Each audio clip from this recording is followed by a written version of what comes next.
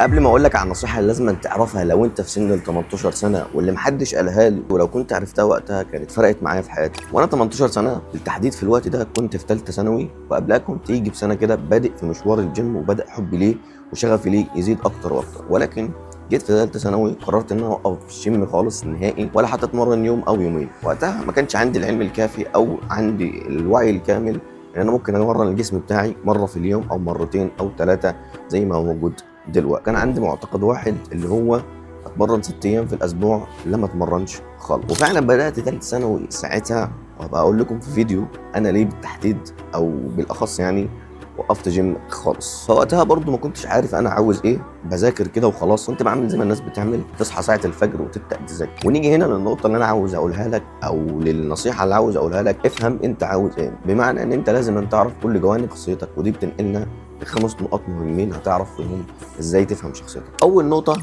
مشاعرك.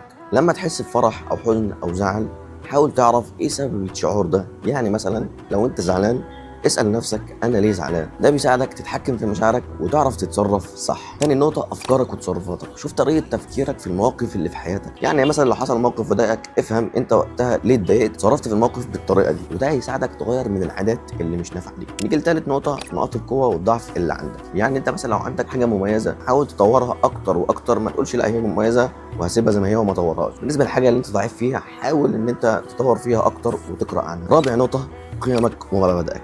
ده بيكون على اساس الحاجات اللي انت بتامن بيها زي الصدق والامانه والاحترام. فلما بتكون عارف مبادئك وقيمك، بتكون عارف تاخد القرار الصح في الوقت الصح. خامس نقطه والاخيره، اهدافك وطموحاتك. حط لنفسك اهداف واضحه سواء كانت كبيره او صغيره، واسال نفسك عاوز تحقق ايه في حياتك. ولما تبقى عارف انت عاوز ايه، ساعتها تقدر تخطط وتشتغل صح وتسعى انك تحقق الحاجات دي خطوه بخطوه. دول 5 نقاط عشان تفهم جوانب شخصيتك.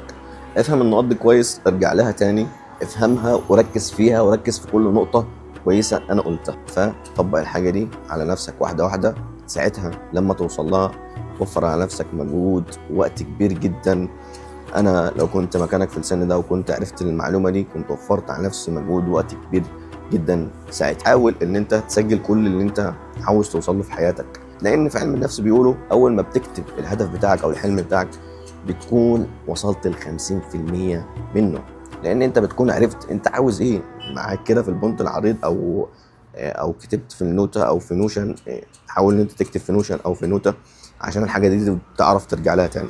انت كده خلاص وصلت ل50% من الحاجة. مش سايب لنفسك لدماغك وخلاص انا عاوز، ودماغك بتجيبك والاحلام والحاجات اللي بتيجي لك الساعة 12 قبل ما تنام دي، وتقعد تفكر وتقعد ترسم لك الحاجات دي. لا، اكتب وسجل في حاجة انك تقدر ترجع لها تاني عشان تعرف وتشوف انت عاوز ايه، ودايما تفكر نفسك تسعى. وبرضه حاول ان انت تخرج من الفريد زون شويه، من اللي انت فيه.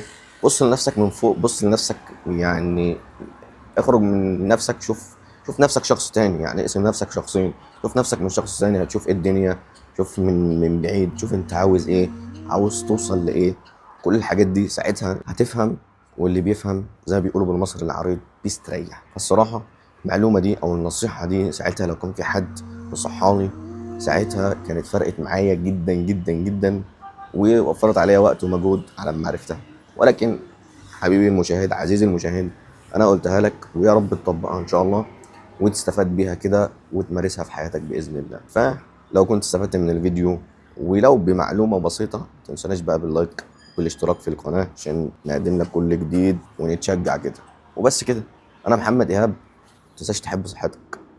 سلام.